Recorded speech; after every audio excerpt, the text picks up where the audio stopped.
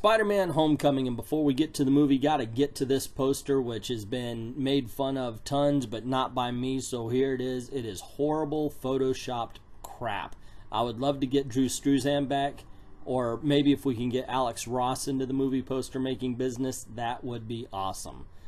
The story, such as it is, and by that I mean this is a very paper-thin story, is that of a young man trying to find his way in the world and living up to the expectations of the adults around him.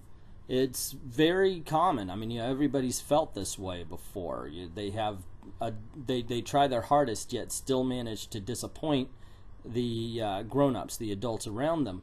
And in this case, it's Spider-Man trying to be the hero that Tony Stark knows that he can be. And of course, Peter Parker, being confident, he stopped a few crimes and such, thinks he's a lot more than he already is. And that kind of thinking gets him into trouble because he ends up biting off more than he can chew.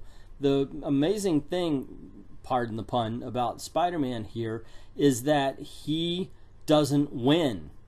And I think that's what makes this the most Spider-Man movie of all time. Now, I didn't say best, but it is more like the comics than any of the Spider-Man, and I'm not talking about modern day crap comics, the classic Spider-Man.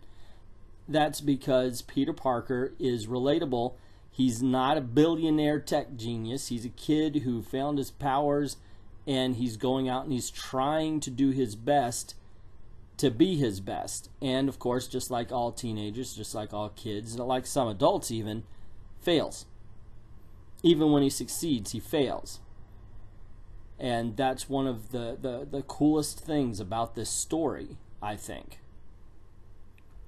And that doesn't mean that he, when I say fails, he doesn't beat the bad guy. It's a Marvel movie. Of course he's going to beat the bad guy. That's just what happens in Marvel movies. It's how he beats the bad guy that's the real story. It's not the will he, it's the how will he. And I loved this whole confrontation. First of all, let's get to some characters here.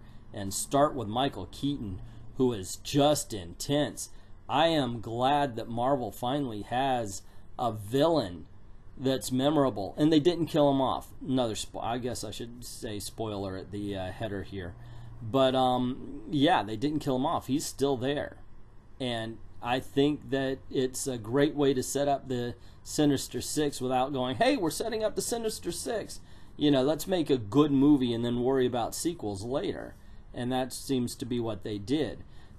Spider-Man, Tom Holland, everybody thought he was the best Spider-Man after, 12 minutes in Civil War? And in all honesty, I have to agree. Tobey Maguire was awesome. But Tom Holland is awesome at the right age. And he's got all of the traits that I like as Spider-Man. He is not the most confident person in the world. Even though he throws himself into situations, he, once again, like I said, finds himself in over his head. And that's just one great trait about the character. And that's just what he does. Let's see, we have the Zendala. I didn't know who this person is. I still don't know who she is. The big reveal, of course, spoiler, is that she's MJ. Her name's Michelle, but they call her MJ. And I thought she was okay. There's one mark where they're outside the Washington Monument, and she makes a claim that she doesn't want to go in because of slavery or something. It's incredibly cringy and out of nowhere bit that they really didn't have to do.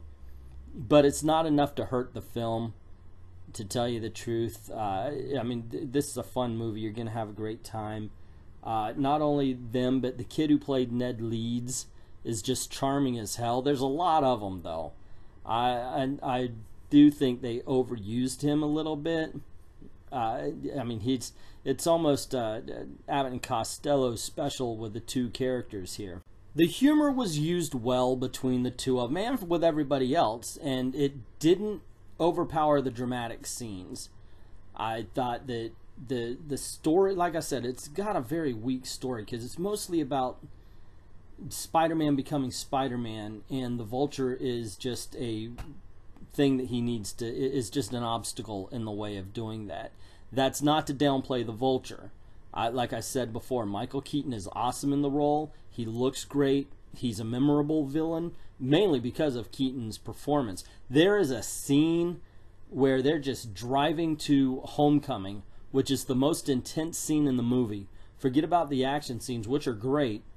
There are 3 big set pieces, but the one scene where they're just talking in a car, and it will just send chills the way it's acted. It is, and listen to Michael Keaton's voice, because it actually changes during the conversation as he puts 2 and 2 together.